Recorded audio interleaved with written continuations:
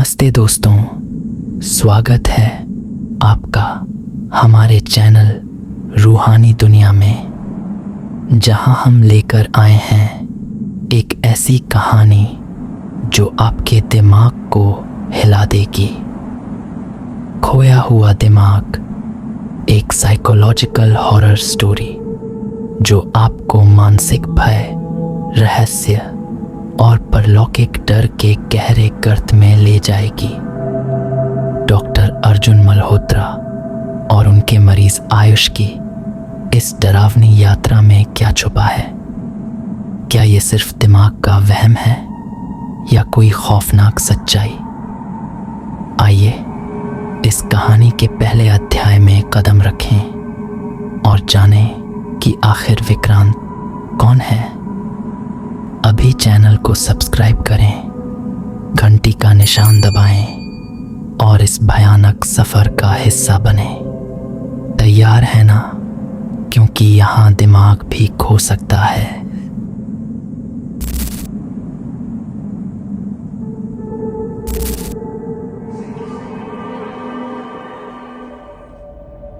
मैं डॉक्टर अर्जुन मल्होत्रा दिल्ली के एक प्रतिष्ठित मानसिक रोग अस्पताल में मनोचिकित्सक हूँ। 38 साल की उम्र में मेरे चेहरे की झुर्रियाँ और आंखों के नीचे के काले घेरे मेरे अतीत के बोझ को चीख चीख कर बयान करते हैं। कभी मैं देश के सबसे होनहार मनोचिकित्सकों में गिना जाता था, लेकिन पिछले कुछ सालों से मैं अपने ही अतीत से भाग रहा हूँ। मेरी पत्नी नेहा मेरी जिंदगी का एकमात्र सहारा है, पर उसे भी मेरा बदलता व्यवहार परेशान कर रहा है। एक कोहरे भरी रात, जब दिल्ली की सड़कें सन्नाटे में डूबी थीं, मेरे अस्पताल में एक मरीज आया, आयुष शर्मा। 22 साल का वह लड़का, जिसके चेहरे पर डर और खालीपन था, मेरी जिंदगी का सबसे डरावना अध्याय बन गया। उस रात से जो शुरू हुआ वह सिर्फ आयुष की कहानी नहीं थी, यह मेरे अपने दिमाग की जंग थी। रात के 11:45 थे। अस्पताल का सन्नाटा मेरे कानों में सुइयों की तरह चुभ रहा था। मैं अपने केबिन में कॉफी का मग लिए कुछ पुरानी फाइल्स देख रहा था। तभी सिक्योरिटी गार्ड का फोन आया। उसकी आवाज कांप रही थी। सर, एक लड़का आया है, बहुत डरा हुआ है, कह रहा है कि उसका दिमाग कोई खा रहा है। मैंने मग टेबल पर रखा और इमरजेंसी वार्ड की ओर बढ़ा।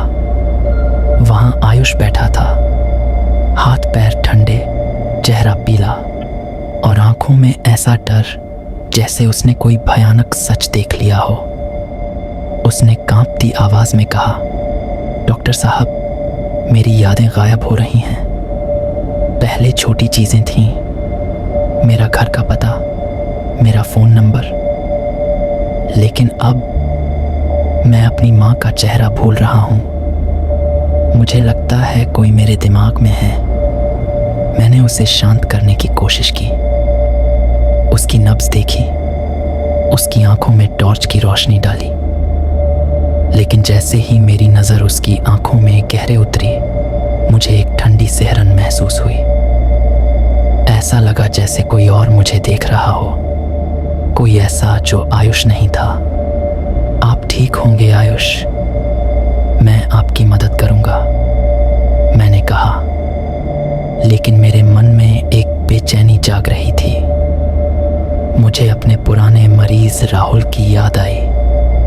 राहुल ने भी कुछ ऐसा ही कहा था, कोई मेरे दिमाग में है। उसकी मौत ने मुझे तोड़ दिया था।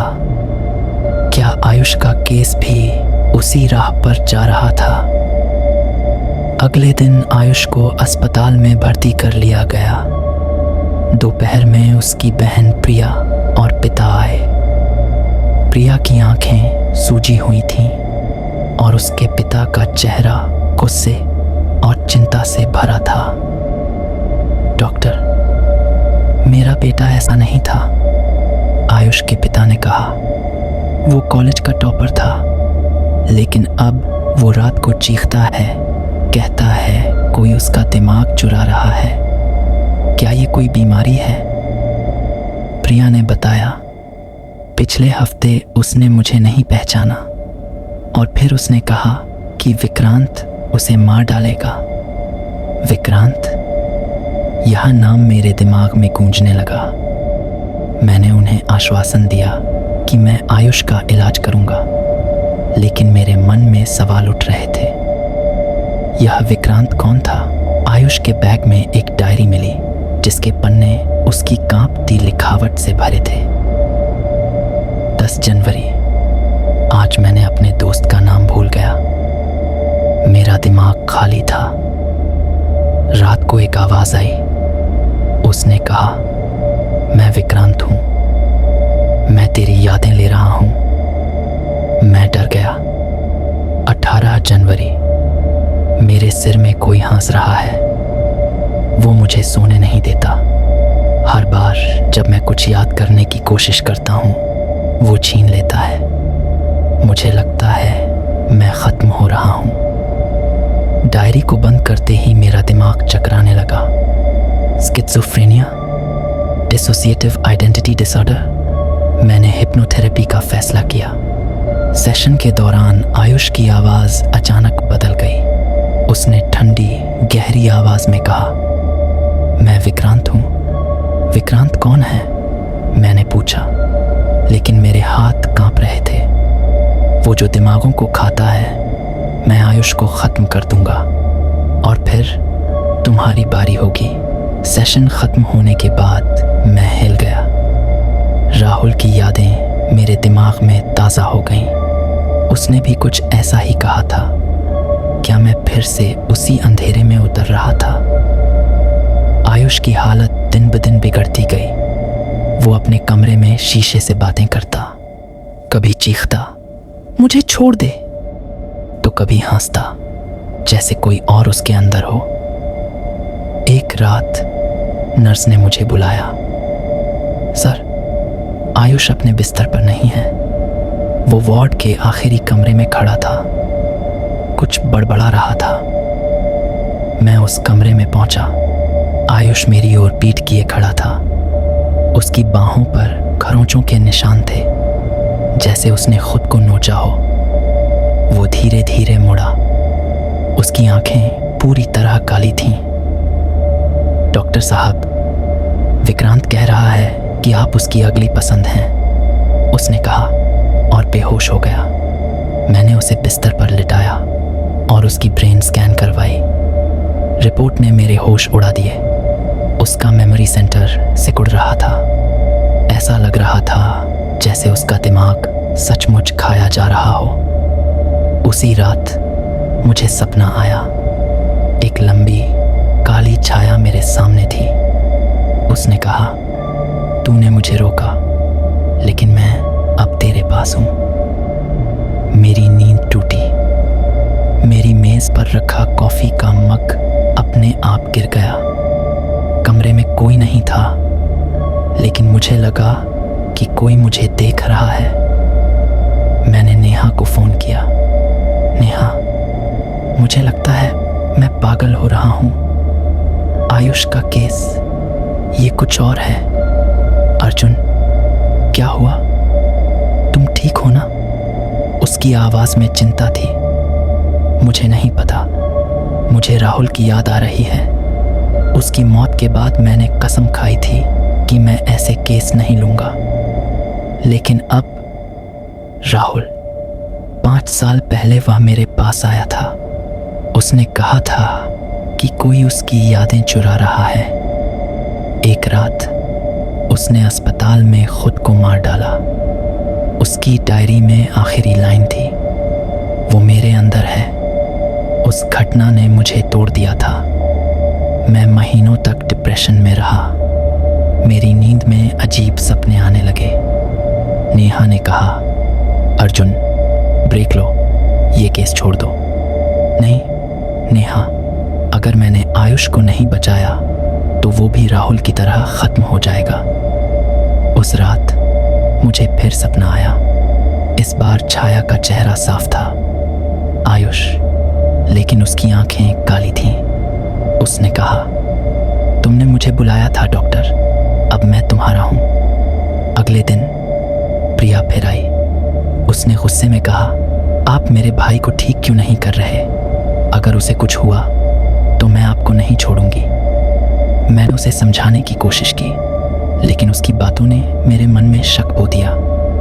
क्या मैं आयुष को बचा पाऊंगा? उसी दिन अस्पताल के पुराने कर्मचारी रामू काका ने मुझे बताया, साहब, यह अस्पताल पुराना है। लोग कहते हैं कि यहाँ आत्माएं भटकती हैं। कई साल पहले एक मरीज था जो कहता था कि कोई उसका दिमाग खा रहा है। मैंने इसे अंधविश्वास माना, लेकिन मेरे मन में सवाल उठा, क्या विक्रांत कोई आत्मा थी या मेरा दिमाग मुझे धोखा दे रहा था? मैंने आयुष के कमरे में कैमरा लगवाया। रात की रिकॉर्डिंग ने मुझे हिला दिया। आयुष सो रहा था, लेकिन उसके ऊपर एक काली छाया मंडरा रही थी। वह उसके सिर की ओर बढ़ी और फिर गायब हो गई। अगली सुबह आयुष अपनी माँ का नाम भूल चुका था। एक रात आयुष की चीखों ने मुझे उसके कमरे तक खींच लिया। उसका चेहरा बदल चुका था। उसकी मुस्कान ठंडी, डरावनी थी। डॉक्टर, आप हार गए, उसने कहा, लेकिन आवाज विक्रांत की थी। आयुष अब मेरा है और अब मैं तुम्हारे लिए आ रहा हूं। मैंने उसे रोकने की कोशिश की, लेकिन उसने मुझे धक्का दे दिया। उसकी ताकत असामान्य थी। तभी वह बेहोश हो गया। अगली सुबह उसका शव मिला। उसका चेहरा शांत था, लेकिन आंखें खुली थीं, काली और खाली। पोस्टमार्टम रिपोर्ट ने मेरे दिल को ठंडा कर दिया। आयुष का दिमाग सिकुड़कर एक छोटे गोले जितना रह गया था। उसी रात मुझे फिर सपना आया। विक्रांत मेरे सामने था, लंबी काली छाया। उसने कहा, तूने मुझे आजाद किया, अब मैं तेरे अंदर बसूंगा। मेरी नींद टूटी।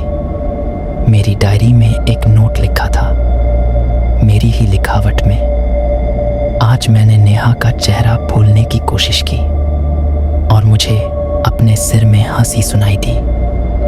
अगले दिन नेहा अस्पताल आई। उसने मुझे देखा। मेरा चेहरा पीला था। मेरी आंखों में वही खालीपन था जो आयुष की आंखों में था। अर्जुन, तुम्हें क्या हो गया है? उसने रोते हुए पूछा। नेहा, मुझे लगता है विक्रांत अब मेरे अंदर है। मैं अपनी यादें खो रहा हूं। नेहा ने मुझे गले लगाया। अर्जुन, तुम मजबूत हो, तुम इसे हरा सकते हो। लेकिन तभी मेरी आंखें काली हो गईं। मैंने नेहा को धक्का दे दिया और चीखा, दूर रहो, वो तुम्हें भी ले लेगा। नेहा ने डॉक्टर रमेश को बुलाया। उन्होंने मुझे इंजेक्शन दिया। बेहोशी में मेरे मुंह से एक ठंडी हंसी निकली, विक्रांत की हंसी। डॉक्टर रमेश ने मेरी ब्रेन स्कैन करवाई। रिपोर्ट ने मुझे डराया। मेरा मेमोरी सेंटर सिकुड़ रहा था। मैं कई दिनों तक कोमा में रहा। नेहा हर दिन मेरे पास बैठती, मेरी उंगलियां थामे प्रार्थना करती। एक दिन मेरी आंखें खुली। नेहा, मैंने धीरे से कहा, अर्जुन, तुम ठीक हो? उसकी आंखों में आंसू थे। हाँ, मुझे लगता है विक्रांत चला गया। लेकिन तभी एक नर्स की चीख गूंजी। पास के कमरे में एक नई मरीज आई थी। वह चीख रही थी, मेरा दिमाग कोई खा रहा है, उसका नाम विक्रांत है। मैंने नेहा की ओर देखा। मेरी आंखें एक पल के लिए काली हो गईं और फिर सामान्य। नेहा ने इसे नजरअंदाज किया, लेकिन मेरे मन में सवाल उठ रहा था, क्या विक्रांत सचमुच चला गया था या वह अभी भी मेरे अंदर कहीं छिपा था।